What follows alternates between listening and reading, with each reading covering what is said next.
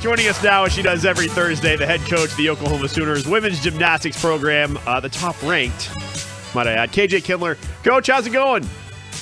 Great. How are y'all? Doing fantastic. Thank you so much for the time, as always. We really do appreciate it.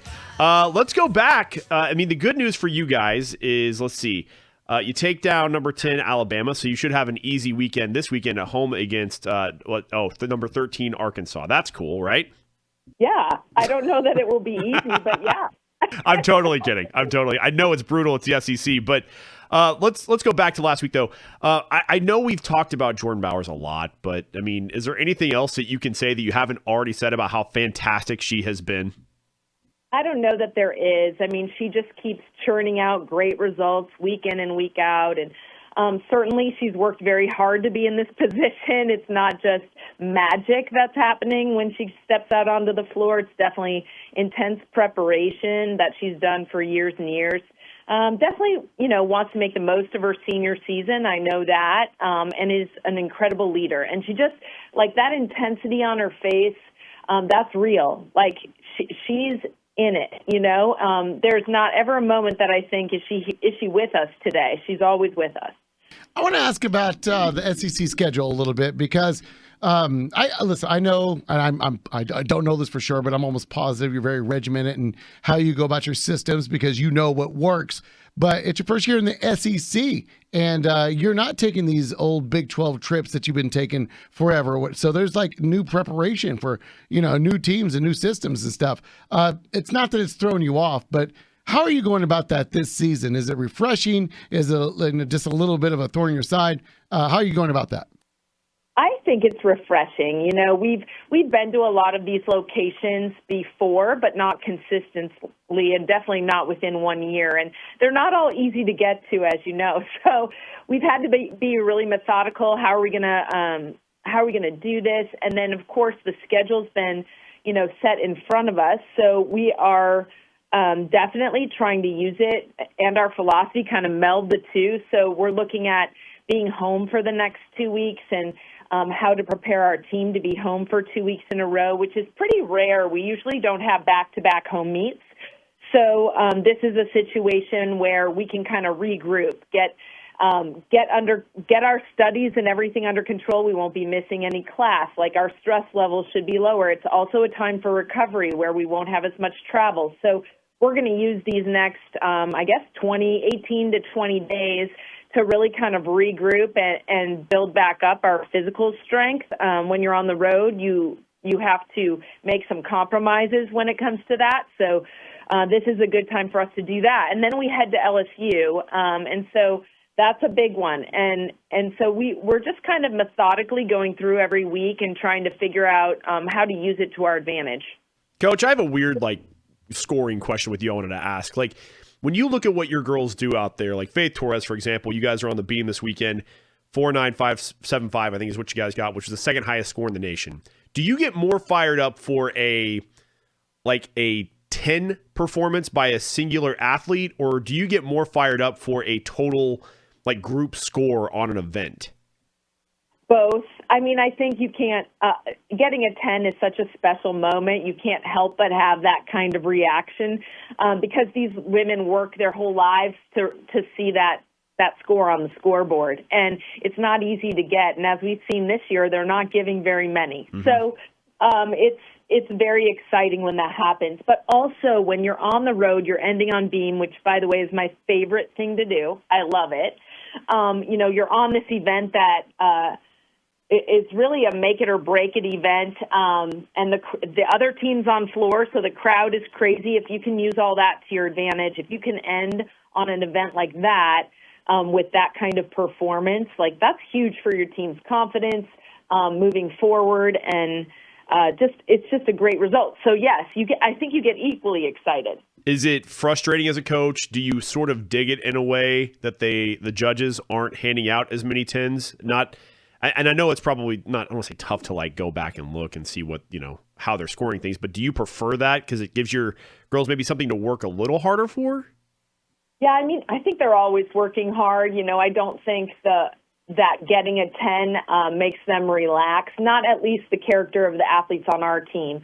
But I will say they are giving less out. They're definitely less common this year, and so it is inspiring. Like, you want to push and make every detail right. So it may have a real positive effect on our team. Talking to the best coach on OU's campus. You like what I did there, Dylan? Because she's on the phone right now. So you do that. Yes. Okay. Yeah, I got you. KJ Kindler, women's gymnastics coach. And truly, I believe that in this moment, Coach Kindler, just letting you know. Right now at 11:17. Yeah. All right. Arkansas on the floor, pretty formidable. I mean, they're ranked, third on the floor overall, and they got a couple of gals there, I believe, Frankie Price and Jocelyn Robinson, who have topped out at a 9.95 on the floor. They got two of them that can possibly put up those kind of scores. What makes a great floor exercise, and in particular, what makes them so formidable? For me, a great floor exercise has exceptional tumbling, like high, difficult, and different, different kind of tumbling. And then it has incredible dance, great leaps. Like, it's a whole package kind of deal. You see lots of athletes that have one or the other, and you have to work on refining that part that they need the most work on. Jocelyn, you mentioned Jocelyn. She was the Olympic alternate this year, and she's on Arkansas's team, and I would say she is a tumbler. She definitely does very big, aggressive tumbling, and she's her dance is very crowd interactive, which I think makes her stand out. She kind of brings the crowd in. It's very, it's a clappable. It's definitely something you're going to want to get into. So I think that's what makes her great. Frankie also, same thing. She has the full package, and that's why you're seeing 9.95s from them. We're talking to KJ Kindler here on 107.7 The Franchise. We'll be giving away tickets to this Friday's meet at the LNC, so make sure you stick around for that. 7:45. If you can't go, we want you there, but if you can't go, this thing will be broadcasted on ESPN2, so make sure you tune into that if you can't get there. But again, please go, because it's a blast. It's a whole lot of fun. Coach, I want to ask you about this weekend. You guys are Country for a Cause, and you're wearing awesome colored hats for this. I'll let you kind of explain a little more about this, but what's the causes you guys are looking out for this weekend? Every athlete picked a different cause. So each of their hats, they'll march in with a different color hat on, and they pick that cause for personal reasons, or perhaps they have a connection to that cause. For me, I'm not wearing a hat, but I'm wearing a ribbon for colon cancer.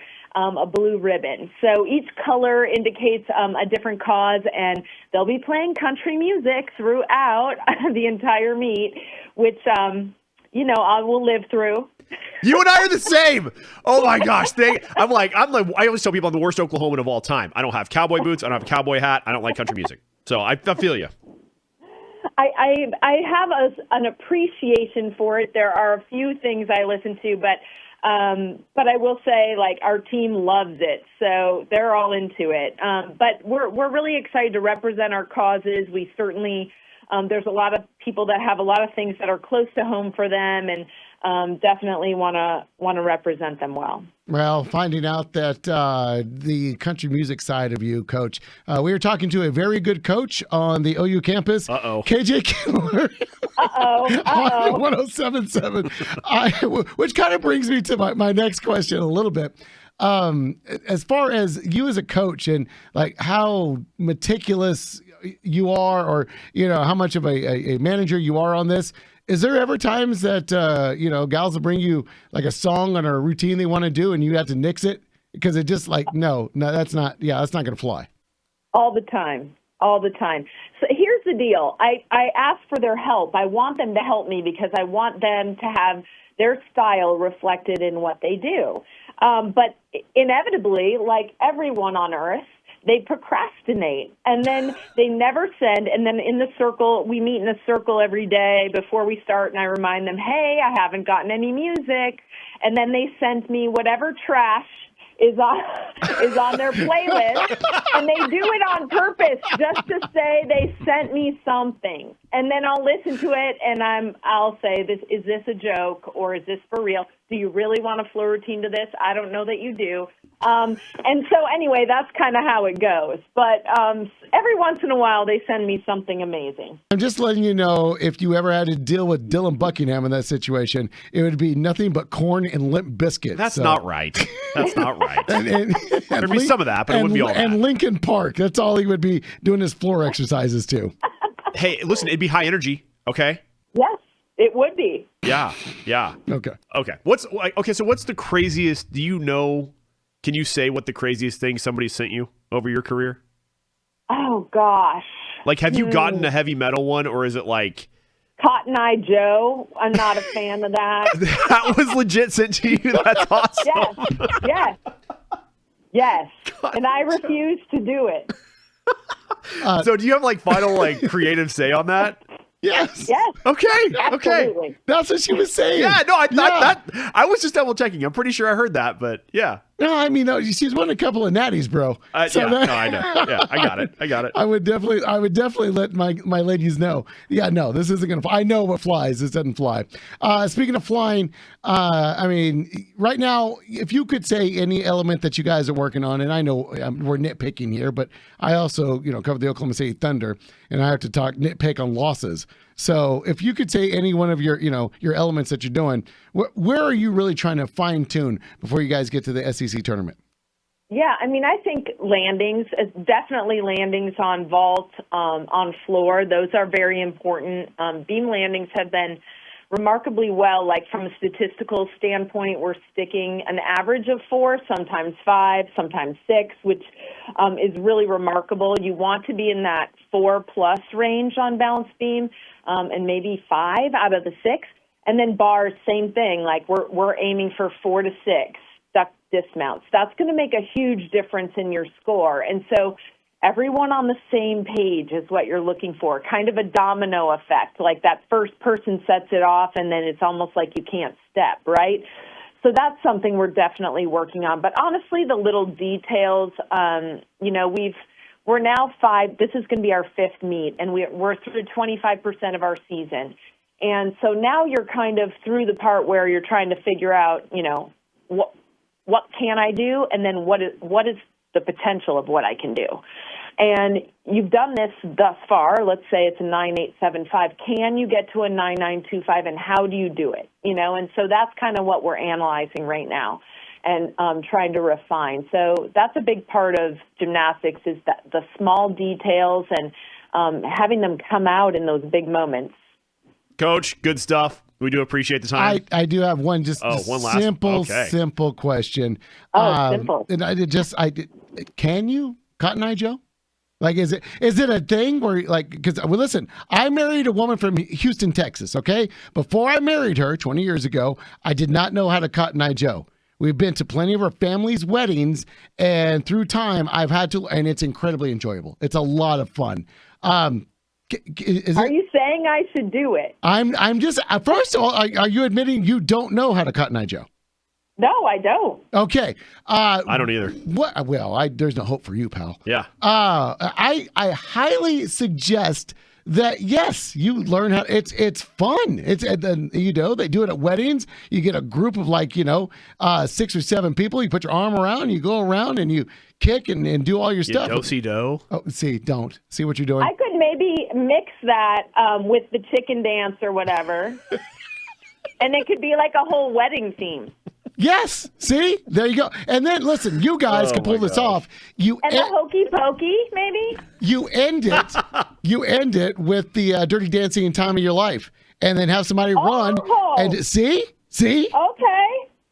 I just want you to know that was like my homecoming song in high school. Did you guys do that? Yeah, did you do that? Did you do that? What? Yeah.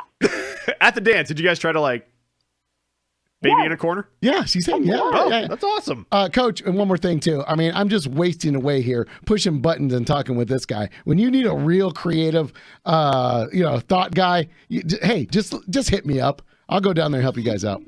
Okay, you got it.